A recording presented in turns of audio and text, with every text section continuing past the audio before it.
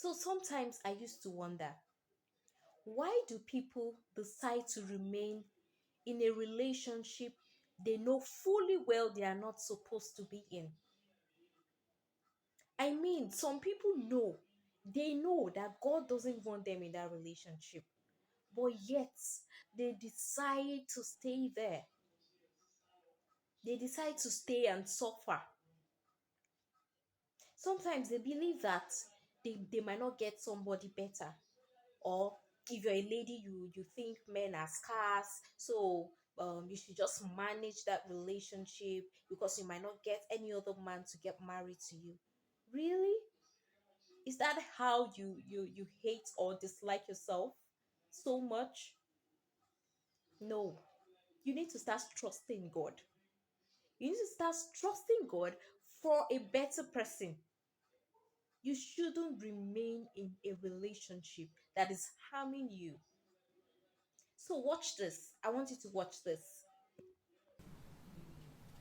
Some are in relationship that is causing them troubles. Business relationship and all of that. You know somebody is going to cause you trouble and you are still keeping him.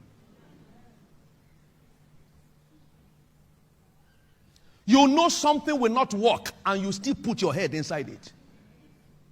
And here you are fighting every day, wasting your energy unnecessarily. There are doors you have no business opening because they are not your doors. You may injure yourself or even lose your life there. A prudent man foreseeth the evil. So when next you see some trouble coming your way, be sensitive. When next you tap a door to open and it does not open, step back and ask, Lord, is this my door? Before you start binding, claiming that a great door and effectual is open before you and there are many adversaries. I've learned that a lot from God's servant and from other great men of God who have been ahead of us. Even Jesus, there was a time he withdrew from a certain place because they sought to kill him. John chapter 7 verse 1. And Jesus no longer walked in the jury. He withdrew himself. They had planned their scheme. After these things, Jesus walked in Galilee. He restricted his movement. Somebody may say, oh, Jesus is very weak. He's not bold. That's the difference between bold faith and God-directed wisdom. He will not walk in the jury again because they sought to kill him. His brothers came and said to him, hey, why don't you go to the feast? Go and show yourself. It's not every time you show what you have. He said, for who doeth these things in the secret? Is it not you who said that you should put your candle upon the candle, your light upon the candlestick? And Jesus said to them, my time is not yet come. Wise people are sensitive to many things, among which is timing. Timing. Some of you have bright ideas. You brought it out too early.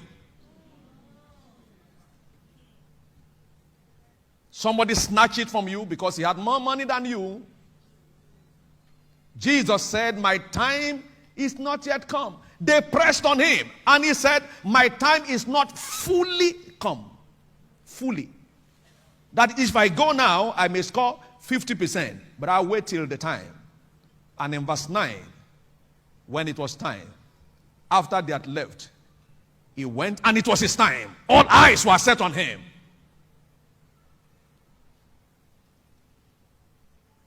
So wisdom is not just about solving problems.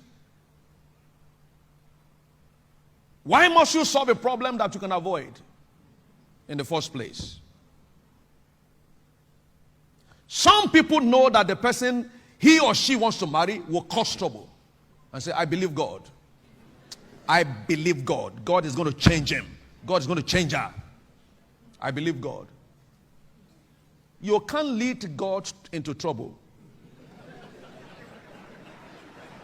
No. You can't drag him into trouble with you. If he leads you and there is crisis, he will take care of it. But if you go by yourself, when you know there is danger, over to you. Ask from Paul the Apostle. As anointed as he was, God told him don't go. He had vision, don't go. Prophets came and told him don't go. He said, man, what do you mean? I'm not only prepared to suffer, I'm ready to die. God said, okay, you are free to go and die. You are free to go and die. Don't use foolishness to drag God into trouble. To drag God into your trouble.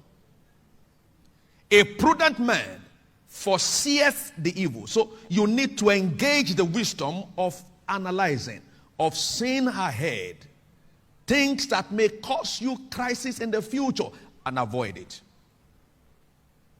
He hideth himself, but the fool says, what does it matter? Let's go now. I'm under the anointing. Okay, you go ahead.